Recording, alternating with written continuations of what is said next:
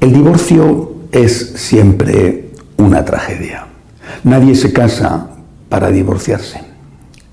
La gente se casa porque se quiere, aspiran a estar siempre juntos, pero por desgracia los divorcios existen. Existen y también, por desgracia, son pocos los divorcios que se llevan bien, es decir, que se hacen de manera amistosa. La mayoría terminan de muy mala manera y con frecuencia hasta los hijos son utilizados como munición para hacer daño al cónyuge. Así lo considera la Iglesia, que considera, repito, el divorcio como un mal. Aunque, bueno, pues en el número 2383 admite que para conservar y proteger ciertos derechos por el bien de los hijos o incluso por el patrimonio, pueda ser aceptado, tolerado el divorcio, siempre y cuando el cónyuge divorciado no se case de nuevo civilmente, no se case civil y religiosamente si no ha conseguido la nulidad matrimonial. El sentido común y la Iglesia hablan de que lo mejor, si tiene que producirse la tragedia del divorcio, es que se haga con el menor daño posible, especialmente pensando en los hijos, porque el odio perjudica incluso a los que se odian.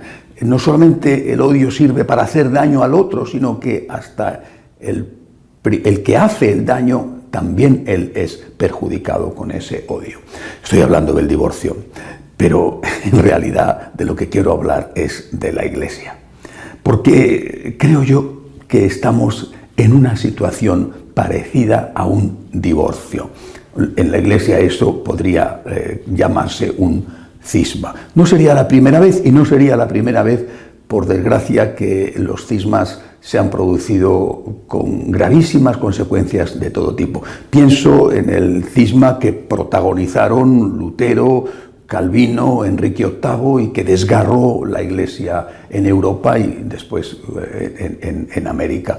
Pienso en eso porque supuso 170 años de guerra civil, la primera gran guerra europea, una guerra además enormemente sangrienta, pero que dio paso al secularismo, porque cuando por fin se firmó la paz, bueno, pues ya todo el mundo entendió, o muchos entendieron, que había que ir a una sociedad donde la religión quedara relegada al ámbito privado si se quería vivir en paz. Es decir, se abrió la puerta al secularismo que hoy estamos padeciendo como otro extremo.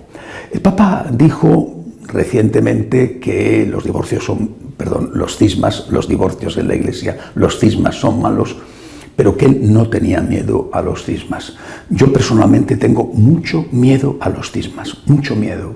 Y tengo mucho miedo por lo que representan de ruptura, de divorcio, pero también por esa violencia que estoy viendo que existe y que es creciente.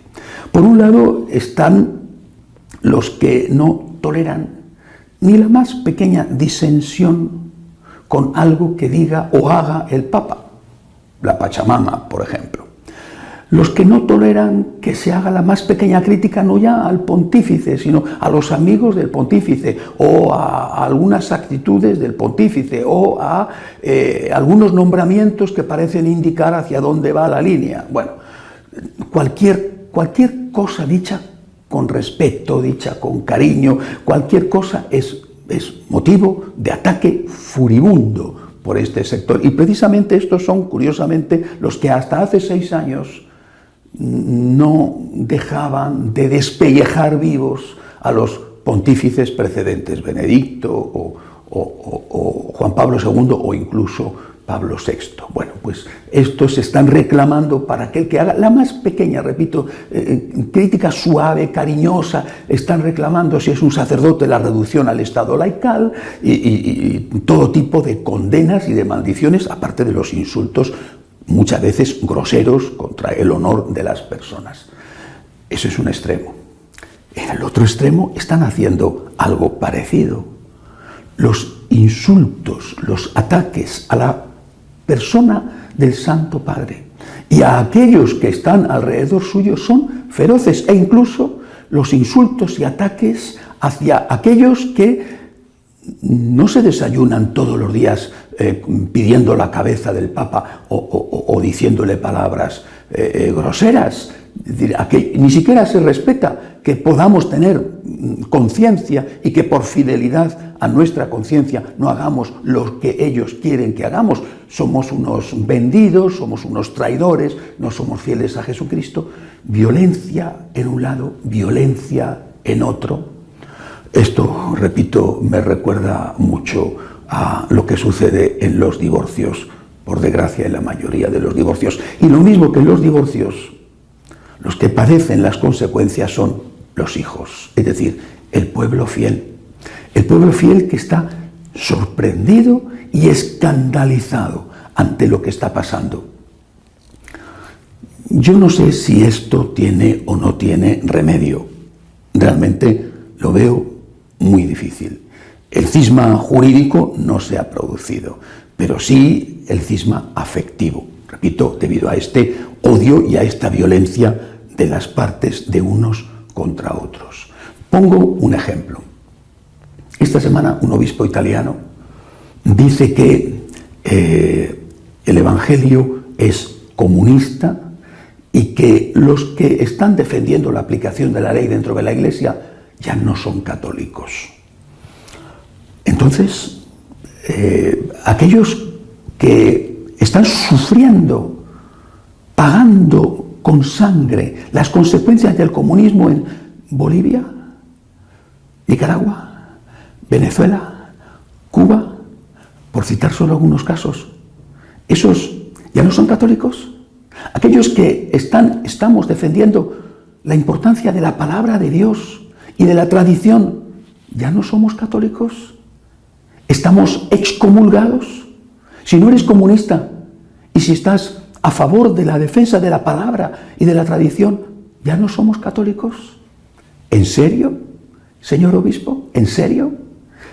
A esto me refiero. Insultos, descalificaciones, agresiones verbales de un lado y del otro.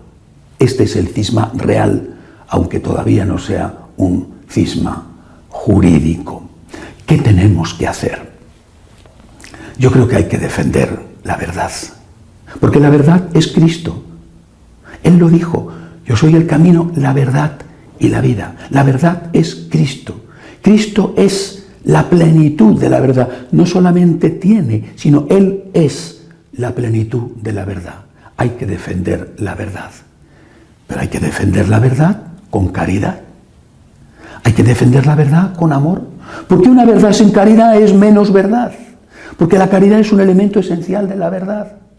Hay que defender la verdad, sí, a una costa de la propia vida, pero habrá que defenderla con amor, sin violencia, sin insultos. No digo buscando una especie de equilibrio de mitad y mitad, porque la verdad no puede ser reducida a la mitad, ya entonces no sería la verdad. Pero habrá que defenderla sin insultar, sin agresiones, intentando todavía buscar lo positivo y lo que nos une, antes que ir a rebuscar solo, exclusivamente, lo negativo y lo que nos separa. Si esto lo perdemos de vista aquella última petición de nuestro Señor en el cenáculo, cuando había hecho ya la última cena y la consagración del pan y el vino y del sacerdocio, e iba a salir para el huerto de los olivos. Le pidió al Padre que todos sean uno, para que el mundo crea. La unidad para que haya evangelización. Un reino en guerra civil se destruye a sí mismo. Cae casa tras casa, es decir, cae persona tras persona. Los hijos, las personas, las casas del reino están siendo destruidas por este odio recíproco y muchas veces fanático entre unos y otros. Es cierto que Jesús, cuando pide al Padre la unidad, le dice que todos sean uno como tú y yo somos uno, como tú y yo.